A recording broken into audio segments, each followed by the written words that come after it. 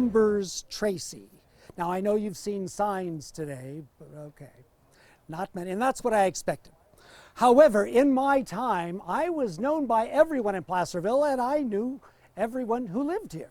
I was also known in New York, Chicago, China, and what was I known for? Shoes and boots, and my enterprise, my building, 325 Main Street, Tracy''S. It's still there now in bas relief.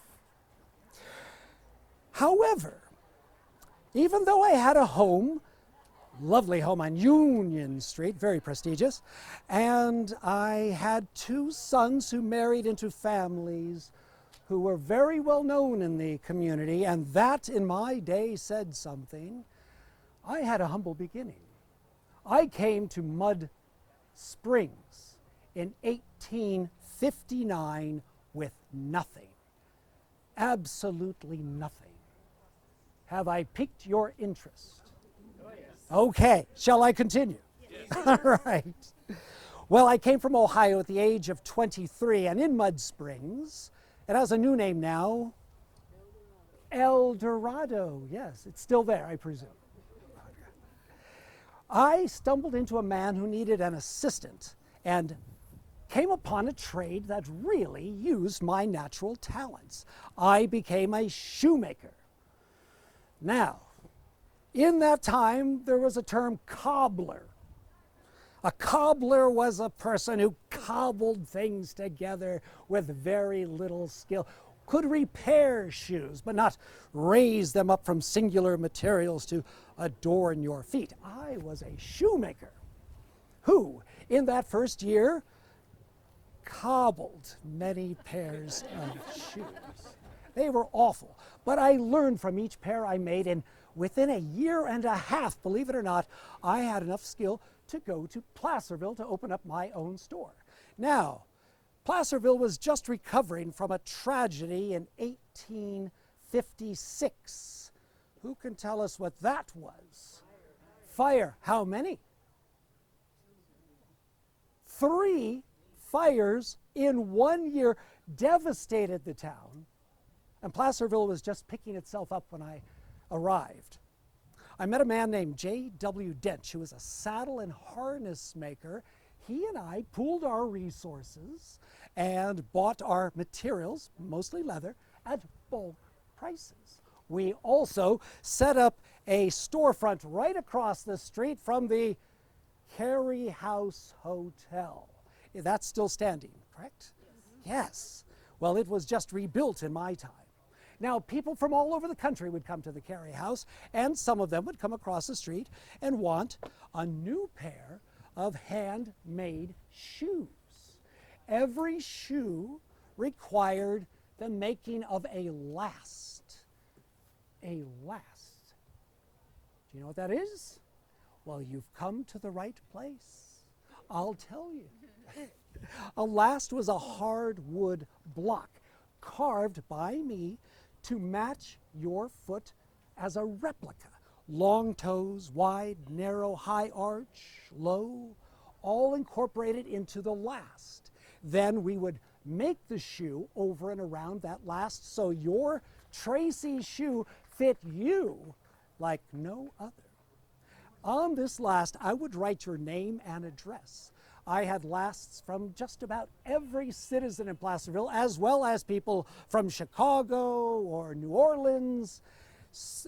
These were all stockpiled, categorized, organized, so you could wire me and ask for a new pair of shoes, and I would be able to make it using your last, and it would fit exactly like the pair you purchased here in Placerville.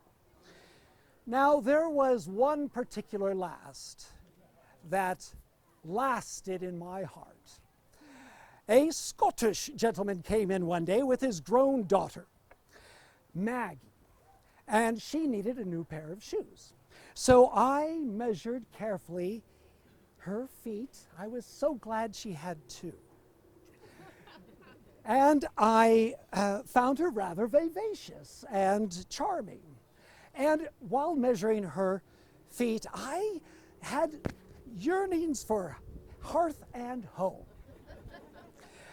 I was 35 years old, I reminded myself, and a prosperous businessman. I think she was thinking the same thing. She was 18 and ready to start a family. And so 1 year later, we did. We were married. A year after that, we had our first, Mary Estella. And a year after that, her little brother, Perry.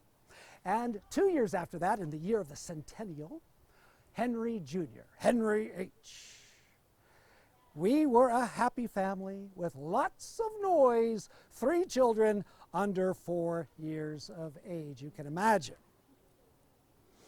I was busy putting my name on my building when tragedy entered our home. Our Mary Elizabeth left us in her 4th year. And it took the wind out of the sails in our boat. It was particularly difficult for my son Perry. He was 3. He lost his childhood friend and big sister. He would follow my wife around for months, not letting her out of his sight, and would be asking, when is Mary Elizabeth coming back? It affected him profoundly, and he stayed close to home and family for the rest of his life. At 19, he joined me in our enterprise and brought in all sorts of innovations. In the years to come, we had plate glass windows, electricity, a telephone machine, and our phone number, 49. As in 1849ers, so easy to remember. Hello, yes, connect me to 49, Tracy's Shoe Store. Dependable shoes for men, women, and children.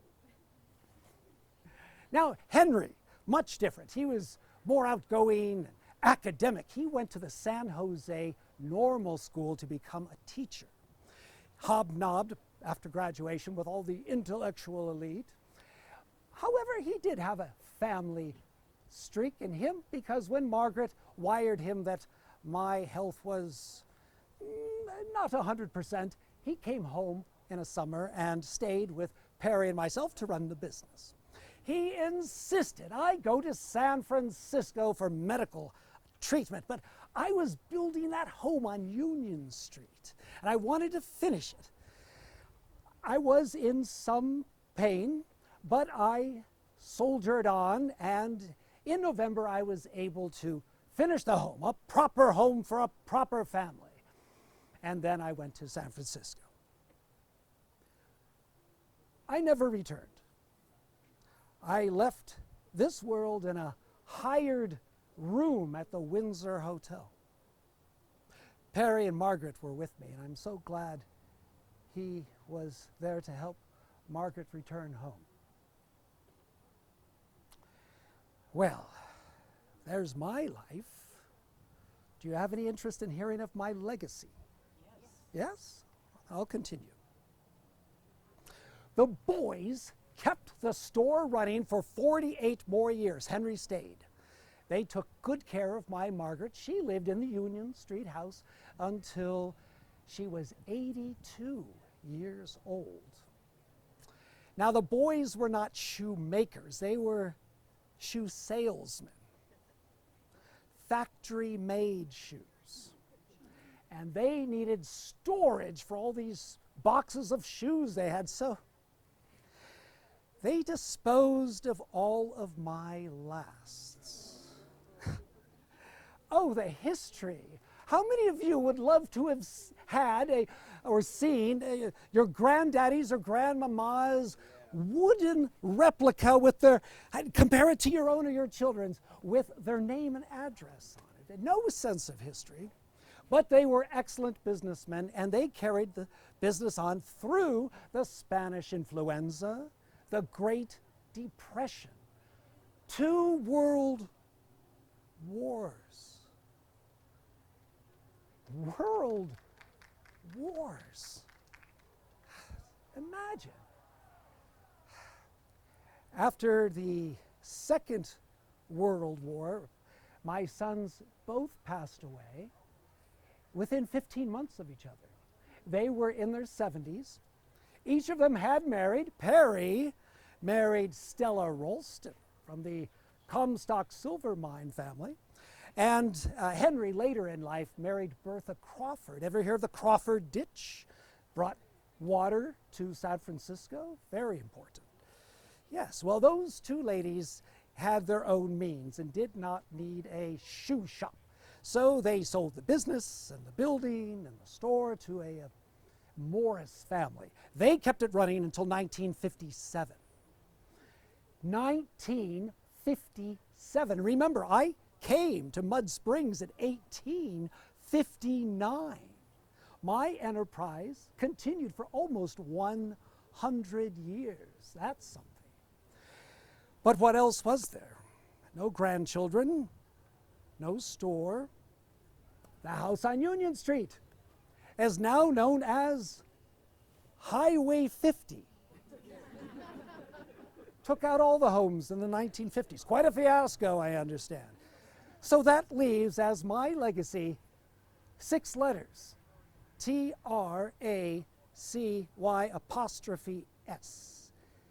And you can see them today if you go to an eatery. Heyday Cafe. Leave the store, step out to the street, look back up, and above their sign you'll see my name. And that's really all that's left of me. Now, a lady in one of the previous gatherings said to me afterwards, "Mr. Tracy, I think your legacy is more than a name on a building. You provided for your wife until she was 82 years old. And your sons had opportunities for education, keep their own business running. I would say, Mr. Tracy," she said, "you were a family man." Hadn't thought of that. Maybe that's why I was called back here today, to meet her. And I would like your thoughts as well. Well, that is all I have to say about my legacy and my family, but I would like to hear about yours. Thank you for being with me today. What an honor.